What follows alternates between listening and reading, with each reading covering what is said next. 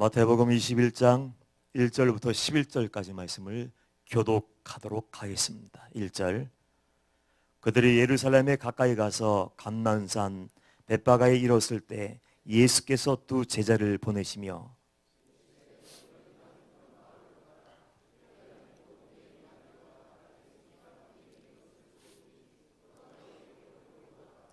만일 누가 무슨 말을 하거든 주가 쓰시겠다 하라. 그리하면 즉시 보내리라 하시니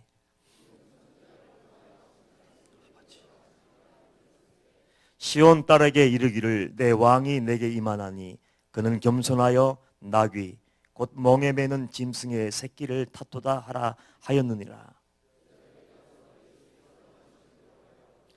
나귀와 나귀 새끼를 끌고 와서 자기들의 겉옷을 그 위에 얹음에 예수께서 그 위에 타시니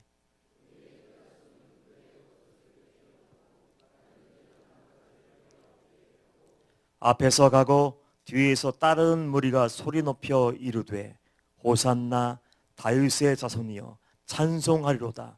주의 이름으로 오신 이여 가장 높은 곳에서 호산나 하더라.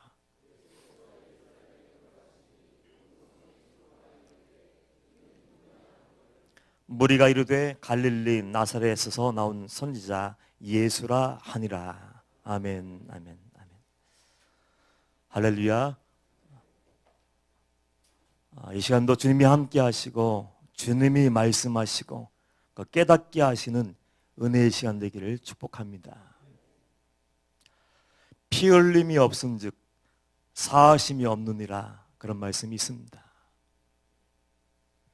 예수 그리스도의 십자가, 예수 그리스도의 보혈이 없이는 그 누구도 은혜의 보좌 앞에 나갈 수 없고 용서받을 수 없고 구원받을 수도 없어요.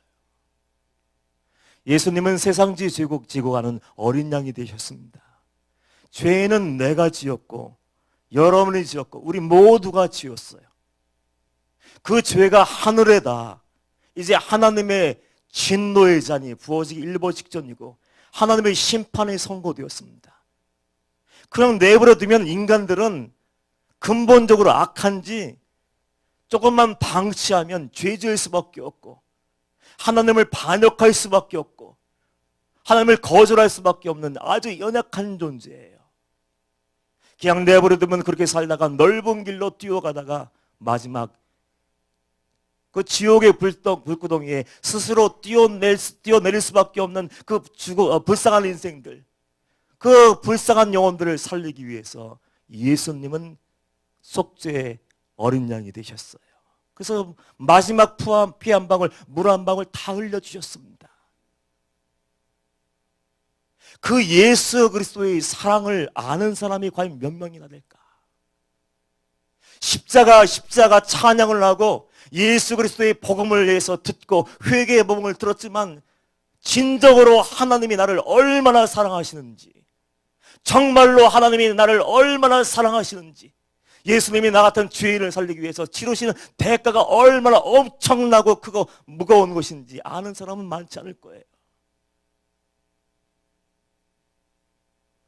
오늘 본 말씀 보면은 예수님이 드디어 예루살렘 성으로 들어가셔야, 예루살렘 성으로 들어간 이유가 뭡니까?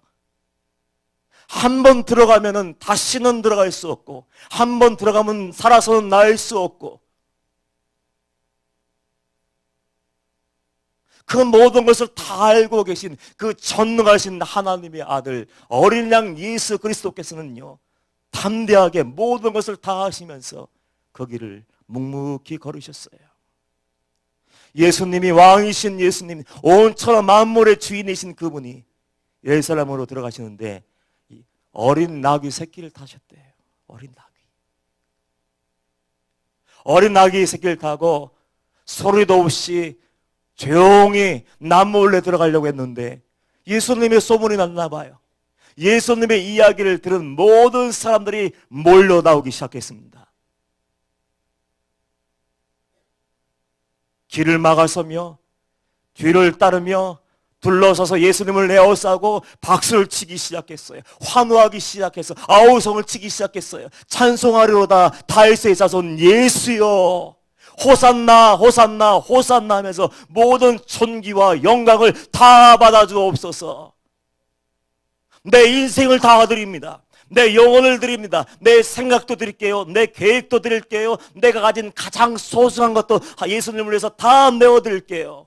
그 사람들은 금방이라도 예수님을 위해서 숨겨야 할 정도로 그 뜨거운 열정을 가지고 주님 앞에 나와서 나는 주님의 제자입니다. 주님의 자녀입니다. 성도입니다. 주님을 위해서 같이 생명의 길을 걸어가겠습니다. 많은 사람들이 큰 소리 치면서 박수를 치고 갈채하기 시작했어요. 그 수많은 무리들, 어마어마한 군중들이 몰려 나왔을 텐데 예수님은 하나도 기쁘지 않았습니다. 저는 말씀을 묵상하면서 예수님의 마음이 얼마나 아프셨을까? 예수님의 마음이 얼마나 고통스러웠을까? 마음이 있다면 난도질 당해서 갈갈이 찢었을 테고, 심장을 꺼내 보일 수 있었다면 이미 갈갈이 찢어진 채로 있었을 거예요. 상처 받다 더 이상 받을 수 없었어. 고통 당하다 더 이상 당할 수 없었어. 배신 당하다 더 이상 배신 당할 수 없어서 모든 것이 다 갈라져 버렸을 거예요. 예수님의 마음이 왜 아프셨을까요? 예수님은 이미 그들을 위해서 죽기로 결정하셨어요. 그런데 그들은 호산나 찬양하며 박수갈채를 보내던 그 백성들은 어떤 모습으로 변합니까? 불과 일주일이 채 지나지 않아서 어떻게 됐어요? 예수님을 십자가에 못 박아야 됩니다. 예수님을 죽여야 됩니다. 얼굴을 바꿔버려요. 가면을 쓴 것처럼, 연기하는 것처럼. 그 태도를 바꾸고 돈 때문에 뇌물을 받았는지, 아니면 내가 원하는 예수가 아니고 장군의 모습을 기대하고 왕의 모습을, 정복자의 모습을 기대했는지, 내가 요구하는 대로 주님이 모든 것을 이루어주지 않자 삐져버렸는지, 싹 돌아서서 예수 그리스도를 십자가에 못 박으라고 소리소리 질리기 시작했습니다. 그 모든 것을 아시는 예수님께서 얼마나 고통스러웠을까요? 그들이 소리질러 예수를 십자가에 못 박으라고 얘기하지 않아도 이미 주님은 죽으시려고 했어요. 이 땅에 오시는 그 순간부터 예수님의 사명은 죽음이었어요. 예수님의 삶의 목적과 삶의 이유, 존재 이유가 죽음이었습니다. 내가 죽어야 많은 사람들이 살지, 내가 십자가에 못 박히고 마지막 피 한 방울, 물 한 방울을 다 흘려줘야 저들의 모든 죄를 다 씻어줄 수 있지. 가만히 있어도 소리 질리지 않아도 예수님은 십자가의 길을 걸어가실 분이에요. 환호하는 무리들 속에 숨겨있는 배신의 얼굴, 이중적인 얼굴, 탐욕에 쩌드는 얼굴, 하나님을 사랑한다 하지만 숨어서 내가 저지를 수 있는 모든 죄를 저지르고 있는 그들의 모습을 보면서 예수님 마음이 얼마나 아팠을까. 제가 처음 27살의 나이에 목회를 시작했습니다. 그 청년의 뜨거운 심장, 열정을 가지고 처음 개척교회를 나갔을 때 그 아이들이 거의 대부분이었죠. 처음에는 할머니 한 분, 할아버지 한 분, 애기 엄마 한 분, 세 분이 전부였으니 그 많은 시간들을 아이들과 함께 보냈어요. 처음에 갔는데 이게 웬일입니까? 70년대 아이들 같아. 70년대. 입는 것도 70년대, 노는 것도 70년대. 어이구, 어떻게 이 시대 90년대 이런 애들이 어디 있어? 참담하기 이럴 데 없었어요. 정말로 불쌍하다. 아이들이 먹고 살기가 어렸는지 부모들에게 의해서 방치되었어요. 방치되어서 그냥 뒹굴며 사는 거예요. 그 아이들이 너무나도 불쌍해서 제 마음에 결심을 했습니다. 이 아이들에게 내 생명을 나눠주어야지. 내 영혼을 나눠주어야지. 이 아이들을 똑바로 가르치고 주의 용사로 만들어서 그 길 가게 해야지. 그런 거룩한 소원을 품고 있는 그대로 사랑해주기 시작했어요. 내 모든 것을 다 바쳤어. 그들과 함께 먹고 함께 사며 내가 이 아이들을 기쁘게 하기 위해서, 이 아이들을 바른 길로 인도하기 위해서 뭘 해줄까 날마다 생각하며 내가 해줄 수 있는 모든 것을 다 해줬어요. 그저 사랑만 했어요. 사랑만 했어요. 그런데요, 어느 날 잠시 사택을 비우고 돌아왔는데 사택 유리창이 깨져 있는 거예요. 누가 들어왔을까? 개척교회에서 가지고 갈 것도 없지, 왔다 가도 도와주고 할 거야. 왜냐하면 제 한 달 사례비가 90년대 중반에 5만 원이 전부였으니까. 5만 원. 일주일 차비도 안 돼요. 점심값도 안 돼요. 하나님이 은혜 주시지 않으면 굶을 수밖에 없고 학교도 다닐 수 없어요. 그런데도 불구하고 그 아이들 내가 사랑해야지. 하나님이 내게 맡겨주신 양떼니까 그 아이들 올바르게 세워놔야지. 그 마음 가지고 전심으로 사랑하면서 다 쏟아 부어줬는데 웬걸요, 유리창이 깨어져 있는데 처음에는 누군지 몰랐어요.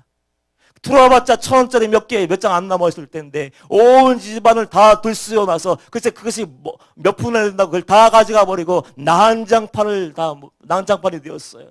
그래서 누가 왔을까? 전문 도둑이라면 흔적을 남기지 않을 텐데 이렇게 해놓은 거 보면 분명히 아이들일 것 같더라고요. 그래서 가만히 둘러보다 보니까 아이들은 아이들이에요. 흔적을 남겨놔. 나 왔다 갔어요, 전도사님. 제가 와서 돈 훔쳐갔어요. 흔적을 남겨놓더라고요. 그 아이들, 내가 정말 사랑하고 최선을 다해서 섬겨주고 함께 예비하며 그들을 위해서 기도해줬던 그 아이들이 내가 잠시 비운 사이에 창문을 깨고 들어와서 다 뒤집어 놓고 몇 푼 안 되는 그 1,000원짜리 몇 개를 가져갔다는 가져간 것을 알았을 때 제 마음은 무너져 내렸어요. 정말 배신의 상처는 여러분 몰라요. 배신 당해보고 아픔 당해보지 않은 사람은 그 고통이 얼마나 큰지 몰라요. 그것을 아는 순간 하늘이 정말로 노래지고 다리에 힘이 풀려버리고 그 자리에 주저앉아 버려서 어떡하지? 어떻게 이 아이들이 이럴 수가 있지? 내가 얼마나 사랑했는데, 정말로 사랑해주고 내 인생을 주고 젊음을 여기에 바쳤는데 어떻게 그 아이들이 이럴 수가 있을까?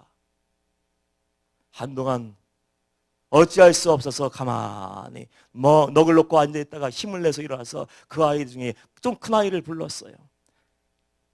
그리고 얘기했습니다. 야, 혹시 너 아니? 여기에 누가 들어왔는지 아니? 누가 들어와서 이렇게 놓았을까? 아무것도 없는 이곳에 누가 왔을까? 창문은 왜 깼을까? 그냥 들어오면 되는데. 그 아이들은요, 아무리 물어보아도, 아무리 누가 왔을까 물어봐도 끝까지 얘기를 안 하더라고요. 끝까지. 그 아이들은 아마 모를 거예요. 지금까지도. 내가 그 사실을, 전도사님이 그 사실을 알고 있는지, 알고 있음에도 불구하고 책망하지 않고 그들을 위해서 열심히 기도해주고 사랑해줬는지 그들은 아무것도 모를 거예요. 예수님 마음을 조금 알 것 같아. 박수치지만 조금 있다가 돌변해서 폭도의 모습이 되어서 예수님을 십자가에 못 박으라고 소리 지르는 그 사람들의 모습으로 변화되는 그 모습을 이미 알고 계셨어요. 그런데도 그럼에도 불구하고 예수님은 묵묵히 가야 할 길, 십자가의 길, 그 피 흘리기 위해서, 보혈의 피로 우리 죄를 다 덮어주기 위해서 그 길을 올라가셨어요. 예수님은 할 수만 있었으면 피할 수 있었습니다. 가룟 유다가 은삼십에 예수님을 팔아먹으려고 했을 때 가룟 유다를 끄집어낼 수 있었어요. 바로 너 아니냐, 너. 내가 어떻게 12제자의 바늘에 올릴 수 있어? 내가 너를 어떻게 키웠는데 하면서 끄집어서 뺄 수도 있었어요. 베드로가 3번 부인하고 저주할 때도 베드로, 나 그럴 줄 알았어. 미리 나가. 내 그럴 줄 알았어. 미리 나가. 내보낼 수도 있었어요. 아예 부인하지 못하게 고향으로 낙향시킬 수도 있었어요. 군병들이 유다와 함께 찾아와서 가룟 유다의 키스 이후에 예수님을 붙잡을 때 예수님 뭐라고 말씀하셨습니까? 야, 내버려둬. 내가 12군단 되는 그 천사들을 이 자리에 불러서 이들을 내가 이기지 못할 것 같으냐? 내가 마음만 먹으면은 하늘의 모든 군대를 다 동원해서 사단을 결박해서 무적행에 던져버리고 나를 조롱하는 무리들, 나를 핍박하는 영혼들을 다 잡아 지옥에 던져 넣을 수 있는 권세를 가지고 있어. 할 수만 있으면 피할 수 있었어요. 그 십자가 길이 아닌 다른 방법으로 구원할 수 있었어요. 그러나 피 흘림이 없은즉 사하심이 없느니라. 예수 그리스도의 보혈로 여러분 시키지 않는다면은, 어린 양의 붉은 피로 여러분들 죄가, 여러분의 영혼의 모든 것들이 씻겨지지 않는다면 그 누구도 구원할 수 없기 때문에 예수님은 배신을 알고도, 돌변하는 그 무리들의 그 속마음을 다 알고도 묵묵히 그 길을 올라가셨어요. 그 주님의 삶을 묵상하면서 여러분 뭘 느끼시나요? 하나님의 아들이신 그분이 변명 한마디 하지 않고 때리면 매를 맞고 침 뱉으면 침 맞으면서 조롱받으면서 채찍에 맞으면서 한마디 대꾸하지 않는 그 모습 보면서, 그리고 할 수만 있으면 마지막 순간까지 가룟 유다를 구원하기 위해서 바로 그 사람이야. 나와 함께 떡에 손을 넣는 자가 그야. 요한복음엔 떡을 떼어서 입에 넣어주는 자가 그야. 하고서 회개를 하도록 그렇게 강구했지만 회개하지 않았어요. 베드로가 저주하고 부인했지만 예수님은 끝까지 사랑하셨어요. 배신하고 욕하고 팔아먹었지만 예수님은 할 수만 했으면 그 영혼을 건져내기를 원하셨습니다.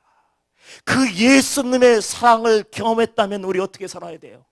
그 십자가가 말로만 얘기하는 십자가, 말로만 떠드는 구원이 아니라면 우리가 그 십자가 앞에서 죽으신 그 예수님 앞에서 어떻게 살아야 됩니까?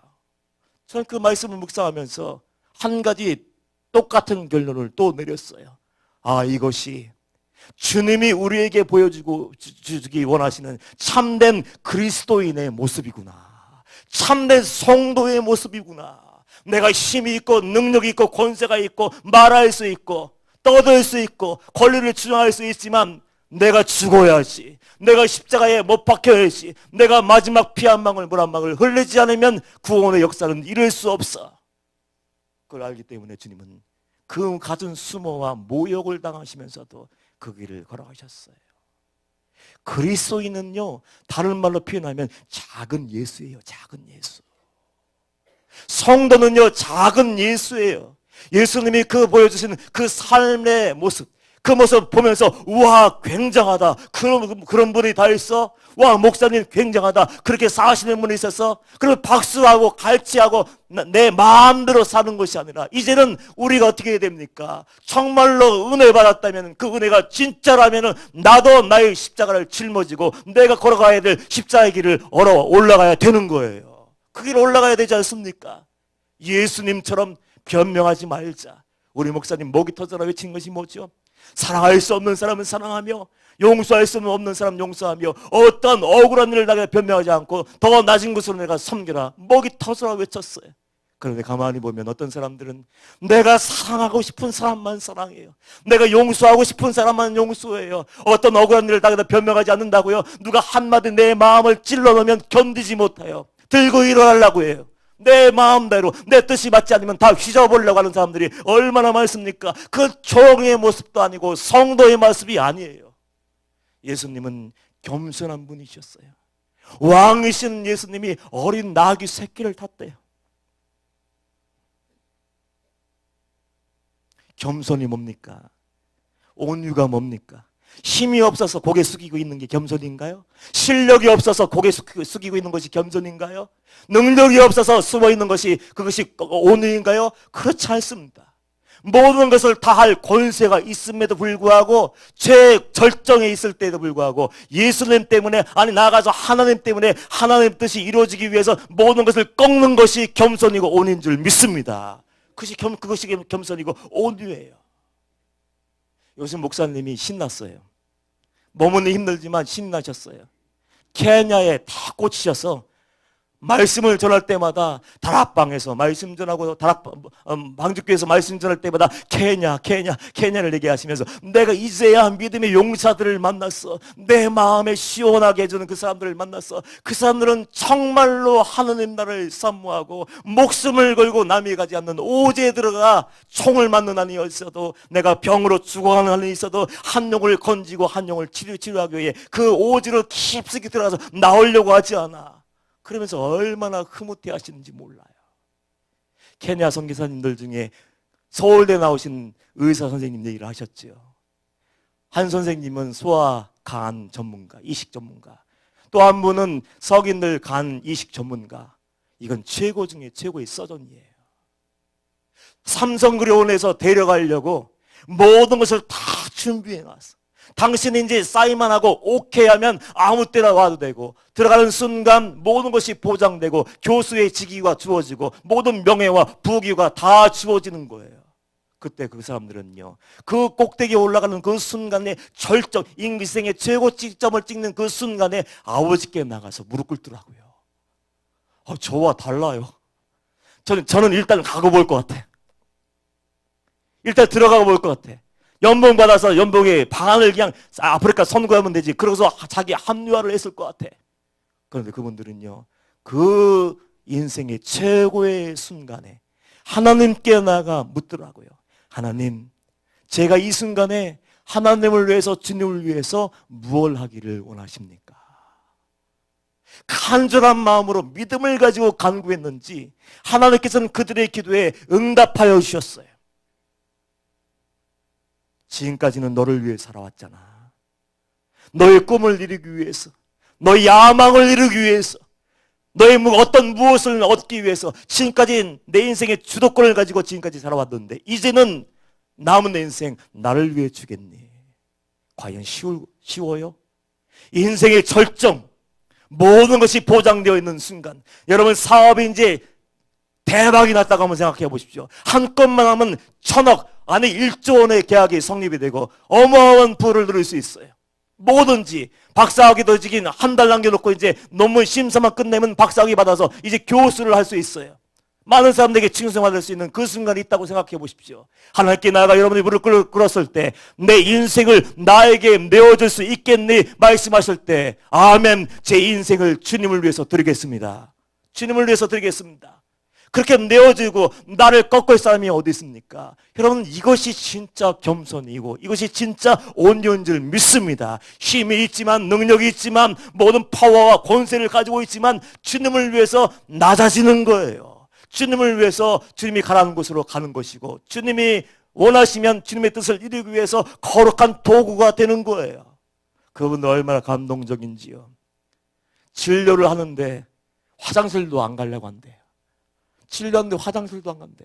한 명이라도 더 진료하기 위해서, 한 명이라도 더 살리기 위해서 밥도 먹는 시간도 줄이고 화장실 가는 시간도 줄이고 그 영혼을 치료하고 그 영혼뿐만 아니라 그 육체의 질병을 치유해서 살려내기 위해서 통분서주하고 애쓴다는 거예요. 그 이야기를 들으면서 임철 목사는요, 부끄러웠습니다. 영적인 의사로서 한 영혼을 구원하기 위해서 얼마나 무릎 꿇었나, 한 영혼을 살리기 위해서 얼마나 더 열심히 말씀을 연구했나, 한 영혼을 지옥구덩이에서 끄집어내기 위해서 내 생명을 내어주고 내 몸을 불사르게 내어준 적 있는가? 저는 가짜예요, 가짜. 너무 편안해요. 너무 편안해. 너무 안락해요. 너무 많은 사람들이 모여 있어요. 여러분 할 수 있으면 개척교회 다 나가셔도 돼요. 그래서 하나님의 마음이 있는 그 자리에 가서 섬기시면 정말 하나님이 기뻐하실 것 같아요. 아이들이 말라리아에 걸려 죽어가는데요, 비참해요. 600원짜리 알약 3알이 없어서 죽어. 600원짜리. 우리는 얼마나 행복한지 몰라요. 여기 원망하며 불평하며 하나님 왜 은혜 안 주세요? 하나님 왜 내 뜻이 이루어지지 않아요? 왜 돈 넣어주세요? 건강이 왜 이 모양이에요? 그런 분 있습니까? 여러분 부끄러운 줄 아셔야 돼요. 단돈 2,000원이 없어서 생명을 잃어가는 그 어린아이들이 정말로 많은데 우리는 복에 겨워서 원망하고 더 많은 것을 얻지 못해서 원망하고 불평하며 내 뜻이 이루어지지 않아서 괴로워하고 있지 않습니까? 큰 총의 모습도 아니고 성도의 모습도 아니에요. 인생의 절정기에 올라갔었다 할지라도 하나님이 말씀하시면 모든 것을 다 포기하고 내려가는 것이 진짜 성도죠. 성도. 여러분 죽었습니까? 예수님을 만났는데 내 자아가 살아있는 분이 있습니까? 예수님의 십자가에서 흘려진 보혈로 내 죄가 드러나고 내가 엄청난 죄인이구나, 죽을 수밖에 없는 죄인이구나를 알고 그의 은혜로 여러분이 건진받았다면 여러분들은 십자가에서 죽으셔야 돼요.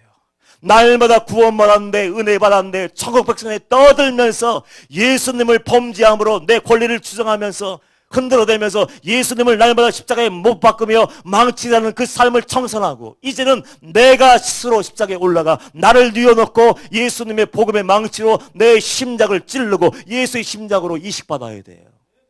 그렇지 않으면 종이 될 수도 없고 구원받은 자의 삶도 온전하게 이룰 수 없습니다. 여러분을 천국으로 걸어가는데 방해하는 자가 누굴까요? 여러분 천국에 들어가지 못하게 방해하는 방해꾼이 뭔지 알아요? 죄일까요? 사단일까요? 이단일까요? 절대 그렇지 않습니다. 여러분 스스로가 지옥의 구덩이로 뛰어내리는 거예요. 하나님을 알고 하나님 말씀도 내가 다 아는데도 불구하고 우리 어떻습니까? 하나님이 말씀하시면 내 기분이 상했어요. 하나님이 말씀하시는데 내 자존심이 문제에 걸렸어요. 하나님이 말씀하시면 우리 가족들이 먼저예요. 우리 교회가 먼저예요. 내가 먼저예요. 하나님 말씀을 외면하는 것은 누굽니까? 바로 여러분 자신이에요. 누구 때문에 시험 들었다고요? 마귀 때문에 죄를 졌다고요? 그건 변명에 불과하고 핑계에 지나지 않습니다. 아담과 하와를 한번 보십시오. 하나님은 아담과 하와에게 분명하게 말씀하셨어요. 선악을 알게 하는 나무 실과는 절대로 만지지도 말고 먹지도 마라. 어려운 말씀이 있어요. 어렵냐 너희들 학생들? 하나님이 오셔서 선악을 알게 하는 실과가 있는데 절대로 먹지 마. 먹으면 죽는다. 비유풀이 해줘야 되니? 주석해줘야 돼? 창고서 던져줘야 돼? 다 안 돼요. 다 안 돼. 우리 애들 최고예요. 우리 학생들. 다 알아요. 하나님의 말씀을 모른다고요? 하나님의 뜻을 모른다고요? 하나님의 정하심을 모른다고요? 죄의 싹은 사망이라고 모른다고요? 이미 다 알고 있어요. 그런데도 불구하고 우리를 하나님에게서 멀어지게 만들고 죄에 빠지게 만들고 하나님을 바라보지 못하고 나를 묵상하게 만들고 하나님의 마음이 아니라 내 마음을 먼저 헤아리게 하는 것은 누굽니까? 바로 나 자신이에요. 결국 아담과 하와는 모든 것을 다 분명하게 듣고 있었어요. 다 들었음에도 불구하고 하나님의 얼굴도 보았음에도 불구하고 자기들이 먹고 싶어서 보암직도 하고 먹음직도 하고 하나님과 같아지는 사람마귀의 유혹에 속아서 스스로 결정을 내리고 손을 내밀어 따 먹었을 때 죄와 사망이 그를 주장할 수밖에 없었어요. 내 자아가 얼마나 지긋지긋한지 아십니까? 원수의 원수. 내가 아닌 누구가 원수가 아니고 바로 내가 원수고 내 안에 있는 거듭나지 못한 그 성품이 원수의 원수. 그 원수를 십자가에서 뽑아내지 않으면 날마다 예수님의 손과 발에 못질하는 것이 아니라 나를 뽑아버리고 나를 아버지 앞에 온전히 나가지 못하게 만들고 하나님 앞에 얼굴을 들지 못하게 하는 것이 있다면 그걸 뽑아내어서 십자가에 못 박고 정말로 내 자아가 죽고 내 성격이 죽고 내 자존심이 죽지 않으면 우리는 하나님 나라를 이룰 수도 없고 구원받은 하나님의 자녀의 삶도 누릴 수 없는 거예요. 가정이 왜 깨집니까? 예수님 때문에 깨집니까? 아니면 목사님 때문에 깨집니까? 자아 때문에 깨지는 거예요. 내 마음대로 휘둘러야 되는데 내 마음대로 휘둘릴 수 없어서 교회가 왜 흔들거립니까? 왜 무너집니까? 사람이 끌고 가려고 하는 거예요. 내가 뭔데 내 말을 안 들어. 뭐야 내 의견을 무시돼. 이럴 수 있어. 자존심 싸우다가 핏대 세우다가 감정 싸움이 되어서 감정 싸움, 자존심 싸움 하면요 하나님도 못 말려요.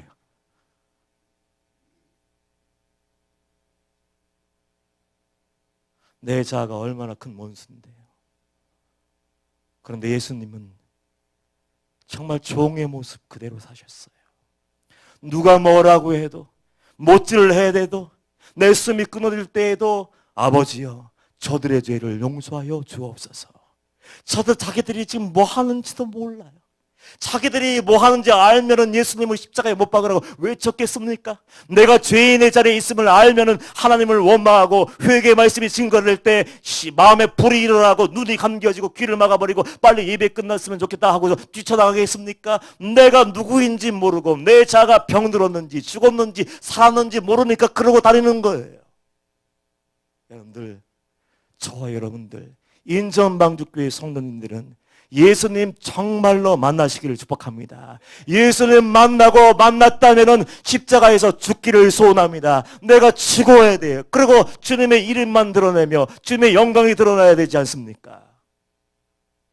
저는 항상 그런 마음 가지고 살아요. 하나님이 소모는 막대기라도 좋으니까 하나님이 쓰시고요. 쓰신다면은 저는 십자가 그늘 밑에서 나오지 않게 해주세요. 다락방에 올라가든 어느 교회에 나가서 말씀을 전하든 간에 말씀 끝나면 전 불이 나게 도망 나와요. 혹시라도 주님 영광 가로챌까봐. 혹시라도 누가 나 박수 쳐주면 교만이 하늘 찔러서 금방 떨어질 것을 제가 알기 때문에 끝나자마자 기도 열심히 하다가 그냥 도망 나와버려. 점심 안 사도 돼요. 상담 안 받아도 돼요. 은혜 받았다고 얘기 안 들어도 돼요. 그냥 도망 나와요. 왠지 아십니까? 여러 가지 이유가 있지만 그 이유 중에 하나가 하나님 주님만 영광 받아 주옵소서. 십자가 그늘에서 조금도 나오지 않게 숨어 있게 하시고 마지막까지 주님과 동행하다가 주님 품에 안기게 하여 주옵소서. 그 소망이 있는 거예요. 방주교회에 처음 올라왔을 때 우리 원로 목사님 박정원 목사님이 목양실에서 이런 얘기를 해주셨어요. 종은 말이야 종은 말이야 나귀가 되어야 돼. 예수님을 태운 나귀처럼 예수님이 타셨던 나귀가 사람들이 몰려와서 막 환호와 갈채할 때 만약에 자기 헷갈려서 사람들이 나를 보고 이렇게 많이 모였네. 사람들이 나를 보고 많이 모여서 박수치고 환호하네. 호산나 호산나 하면서 찬양하네. 우와, 자기인 줄 알고 착각해서 앞다리를 딱 들고 히잉거리는 순간 어떻게 됩니까? 예수님은 땅바닥에 딱 떨어지는 거예요. 나의 왕이신 예수, 나의 구원자이신 예수는 땅바닥으로 떨어져 버리고 세상의 온갖 조명은, 그 초점은 나에게 집중돼 버리고, 와, 내가 대단한 사람이야, 내가 굉장해, 그런 마음 먹는 순간 그 사람은 지옥에 가까운 사람이에요. 그래서 절대로 고개를 들지 마. 나귀는 분수를 알아야 돼. 우리는 단지 예수님을 태운 어린 나귀 새끼야. 명심해야 돼. 그 말씀이 싫지 않았습니다. 제 마음의 신비에 새겼어요. 스스로 새겼어요. 맞아. 나는 아무것도 아니야. 죽을 수밖에 없던 사람이었고, 죄인 중에 죄인이었고, 주님이 나 같은 죄인을 만나주지 않았고, 주님이 나 같은 죄인을 죽음의 그 뒤안길에서 살려주지 않았으면 나는 이 자리에 서 있을 수도 없고 말 한마디 할 수도 없는 사람이었지. 나는 나귀가 될 거야. 항상 예수님만 태우고 예수 이름을 높이는 바로 그 사람이 될 거야. 그 다짐을 하게 되었어요. 여러분들, 이 시간 우리 결단해야 됩니다. 예배 드리고 아무런 결심 없이 의미 없이 돌아가면 무슨 소용이 있겠어요? 결단하지 않고 바꾸지 않고 변화되지 않고 그저 예배하고 찬양하고 기도하고 그 돌아간다면 그 예배가 무슨 소용이 있겠어요? 한 줄기 말씀 듣고 한마디 단어라도 붙잡고 주님이 내게 주신 말씀이네, 그래 나는 종의 모습으로 살지 못했네. 주님은 죽기까지 종의 모습을 유지하셨고 죽기까지 충성하셨는데 나는 아직도 내가 살아서, 혈기가 살아서, 감정이 살아서, 기분이 살아서, 자존심이 살아서 가정도 무너지고 공동체도 무너지고 속회도 깨어지고 있네. 그것을 안다면 이 시간 뭐 해야 될까요? 예수님, 나를 위해서 십자가에 또 죽으셔야겠어요. 제가 또 실패했어요, 또 죄를 지었어요, 용서해 주세요. 그것이 아니라 이제는 주님을 위해서, 제가 주님을 위해서 뭐 하기를 원하십니까? 주님을 위해서 뭐를 포기하기를 원하십니까? 주님을 위해서 뭐를 던져버리기를 원하십니까? 결단하며 이제는 죄 짓지 않겠어요가 아니라 하나님의 영광을 위해서 충성할 수 있는 그 은혜와 능력을 내게 허락하여 주시옵소서. 그렇게 기도할 수 있는 사람, 그렇게 살 수 있는 사람이 될 수 있어야 돼요. 이제 고난주간이 시작됩니다. 주님을 위해서 여러분 뭘 하시겠어요? 1년 내내 주님을 위해서 충성할 수 없을지 모르지만 고난주간만이라도, 단 2주간만이라도 여러분들 새벽을 깨워보지 않으실래요? 말씀 통독해보지 않으실래요? 24시간 릴레이 기도가 있는데 기도도 해보고 하루에 한 끼라도 좋으니까 금식도 하고, 그것도 안 되는 사람들은 문화금식이라도 해보세요. TV 전원도 꺼보고 컴퓨터도 꺼보고 휴대폰도 꺼보고 기도를 방해하고 말씀 묵상을 방해하는 그 어떤 것이 있다면 2주간만, 아니 1주간만 내려도 다 뒤로 밀어놓고 그냥 하나님과 1대1로 교제해보지 않을래요? 주님은 우리를 위해서 모든 걸 다 주셨는데 우린 주저하는 것도 많고 포기할 수 없는 것도 많고 아까운 것도 많고 영혼보다 생명보다 더 소중한 것이 얼마나 많은지. 그리고 재정적인 여유가 있는 분 있다면요, 아프리카 선교를 위해서 새벽 예배 나오셔서 많이 헌금하십시오. 그럼 특별히 아프리카 2,000원이 없어서 죽어가는 그 아이들 살리는데 전액 쓸 거예요. 다른 거 말고 안에 말라리아에 걸렸는데 2,000원이 없어서 애들이 죽어요. 우리 아이스크림 한 번, 두 번 안 먹으면 되잖아요. 컵라면 안 먹으면 되잖아요. 과자 한 번 안 사 먹으면 누구든지 다 선교사로 후원할 수 있고 많은 영혼들, 어린이들을 살릴 수가 있어요. 그 일에 동참하시고요. 이제는 예수 믿는 사람 명찰만 달고 있는 것이 아니라 예수님처럼 살고, 그리고 한 가지 더요.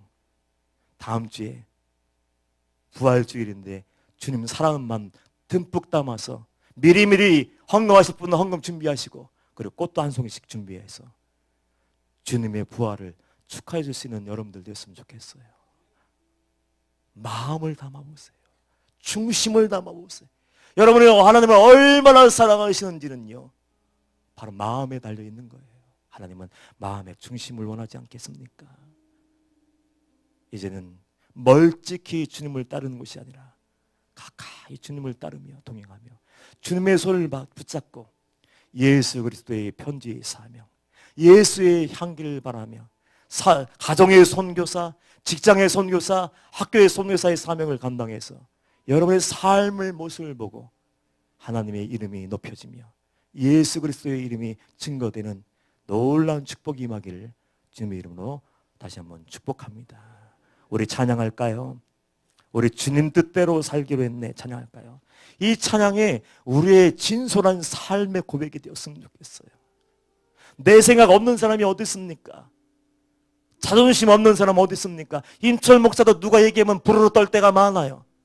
근데 그때가 되면 이제는 골방으로 들어가서 문을 닫습니다. 왜냐하면 그 문제를 해결하지 않고 나가서 얘기하면 다투고 싸우고 성내고 그 깨짐이 있기 때문에, 제가 제 성질을 알기 때문에, 이길 수 없는 성질을 알기 때문에 그럴 때가 있을 때마다 입을 딱 다물고 혼자 골방으로 들어가서 그 문제 주님 앞에 내려놓아요. 주님, 저를 죽여주세요. 제 성질이 아직도 안 변했어요. 이 문제 해결해 주시고, 그리고 마지막은요, 이렇게 기도해요. 있는 그대로의 모습 그대로 사랑하게 해주세요. 그럼 마음에 해결되고 주님께 용서를 구한 다음에 나와서 얘기하고 문제를 처리합니다. 여러분도 한번 그렇게 해보세요. 매일매일 그렇게 해보시고 승리한다면 십자가의 길을 당당하게 걸어갈 줄 믿습니다. 우리 찬양하고 기도할 때 하나님, 주님의 사랑을 경험하게 하시고 이제는 예수 그리스도의 마음을 품고 주님의 겸손과 온유함을 배우게 하시고 하나님이 명하신 그 자리에 가서 미랄의 사명을 온전히 감당케 하여 주시옵소서. 승리케 하여 주옵소서. 그렇게 찬양하고 오늘은 자유롭게 돌아가도록 하겠습니다. 주님 뜻대로 살기로 했네.